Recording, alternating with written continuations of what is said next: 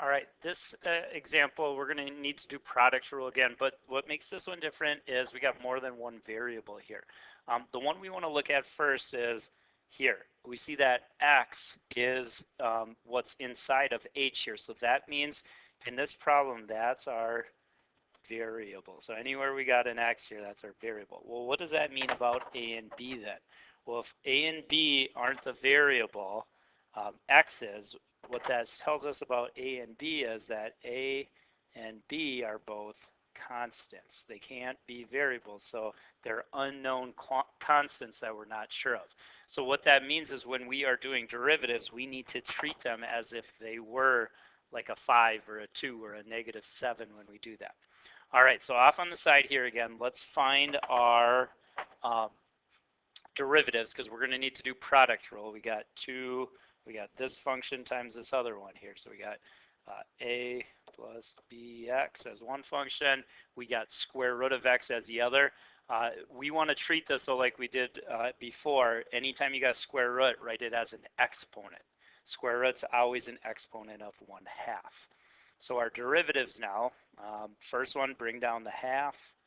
New power is 1 less than 1/2. 1/2 minus 1 would be -1/2.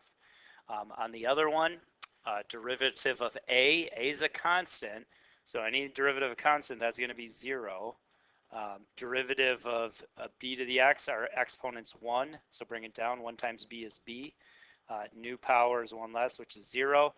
Well, we can write this a lot easier here. We don't need to write plus 0. Also, x to the 0 is 1, and so the derivative of that's just going to be b.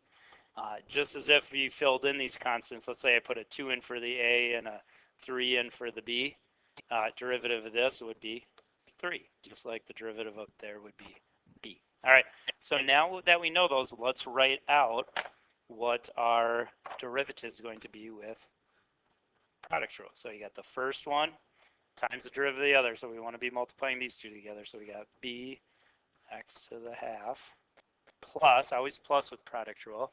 Now we want to write that second function times the other one's derivative. So we got a plus bx times 1/2 x to the -1/2. Now that's the answer. With these derivatives though, we want you to be able to, when you're like checking the answers, if it's a homework problem, to know if you got it right or not. And I doubt that that answer key is going to have what's listed there. They're going to do some simplifying. So let's see if we can simplify this a little bit. One thing, if we have x to the half, we could write that back then as a square root of x.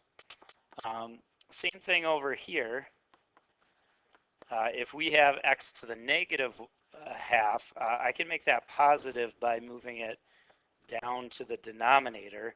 And since it's x to the half now, let's write that like we did the other one. That's the same as square root of x.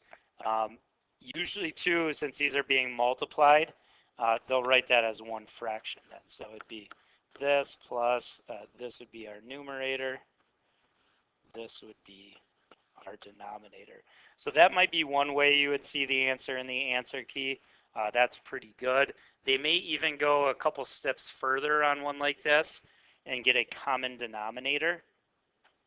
So what I mean by that, if we multiplied this by 2 square roots of x over 2 square roots of x to get a common denominator, what would this turn into? Well, this would be 2 square roots of x on the bottom.